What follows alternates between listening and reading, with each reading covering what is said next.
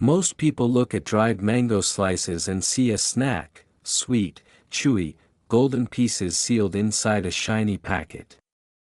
But no one ever thinks about the hands that harvest the fruit, or the intense journey each mango takes before it becomes that perfect slice. No one imagines the heat of the machines, the roar of the dryers, the rush of conveyor belts carrying thousands of pieces at once. No one thinks about the secrets a factory can hide, but Amira Santiago, a quiet 22-year-old microbiologist starting her first day at the Gold Sun dried fruit factory, was about to learn all of it. She had grown up around mango trees. Her father owned a small orchard, and she had spent her childhood running barefoot under their shade.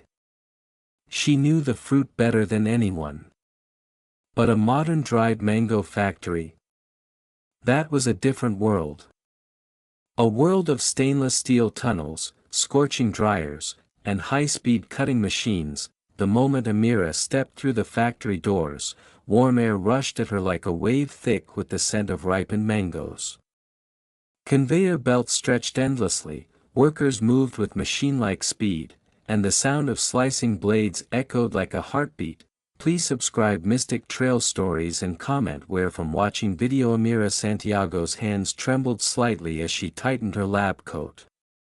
Today was her first day working at Gold Sun Dried Fruit Corporation, one of the biggest dried mango producers in the region. People came from everywhere just to get a taste of their product, sweet, chewy, golden slices famous around the world. Her supervisor, Mr. Raul Ferrer, greeted her with a clipped smile. "You're here to observe the entire process," he said briskly. "Stay close. Follow the rules. Don't ask about restricted areas."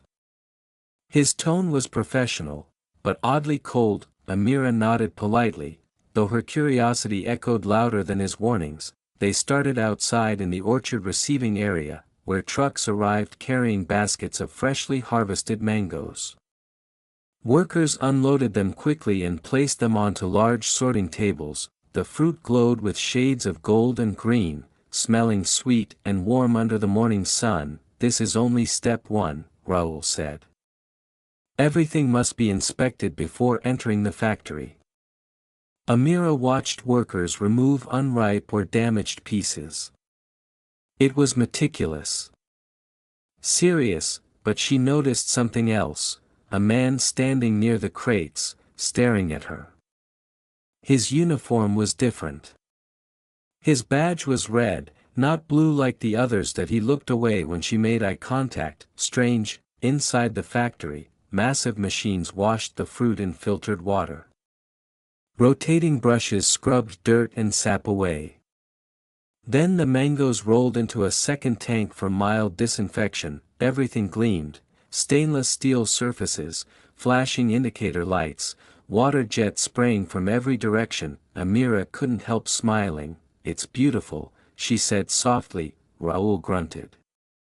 "Just wait." Another warning. Why? The mangoes moved toward high-speed mechanical peelers. The machines hummed like giant bees. Then came the slicing station. Long, sharp blades cut mangoes into perfect, thin slices.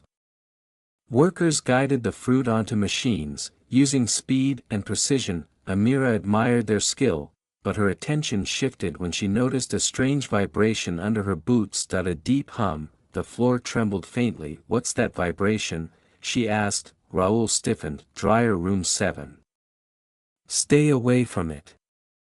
"Why?" He didn't answer. This was her domain. Under bright LED lights, workers inspected the wet mango slices for consistency, thickness, color, size. Amira checked moisture levels and took samples for microbial testing. She loved this part: the science, the detail, the responsibility. But while testing, she overheard two workers whispering, "Did you hear about yesterday's shutdown? Dryer 7 again, management's hiding something." Amira froze. Dryer 7 again. Something was wrong. This was the hottest part of the tour. Huge steel tunnels blew hot air at controlled temperatures, slowly removing moisture from the mango slices. The smell was incredible, sweet, warm, thick in the air, but as they approached dryer room 7, Amira felt it, the vibration, stronger now, deep, rhythmic, dangerous. Point 2 guards stood in front of the room. A red light blinked above the door. Pressure warning. Why is this chamber unstable? She asked quietly. Raoul's voice dropped, a design flaw. The company refuses to fix it. Too expensive. Too much downtime. Her stomach dropped. Is it safe? No, he said honestly. But you didn't hear that from me.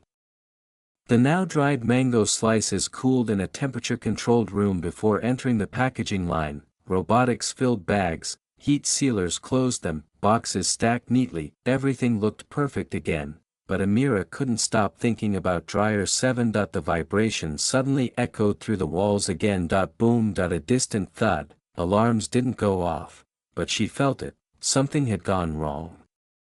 She excused herself quietly and slipped away from Raoul. Following the trembling walls, she reached dryer room 7. The guards were gone. The red light blinked violently. Inside, a pipe hissed steam. A pressure gauge spiked into the danger zone. A worker lay on the floor, coughing from heat and lack of air. Help, he choked. Amira ran inside without hesitation. She rushed to the emergency valve, but it was jammed. She grabbed an iron rod and slammed it against the release. Nothing. Pressure rising, metal screaming, heat unbearable. She tried again.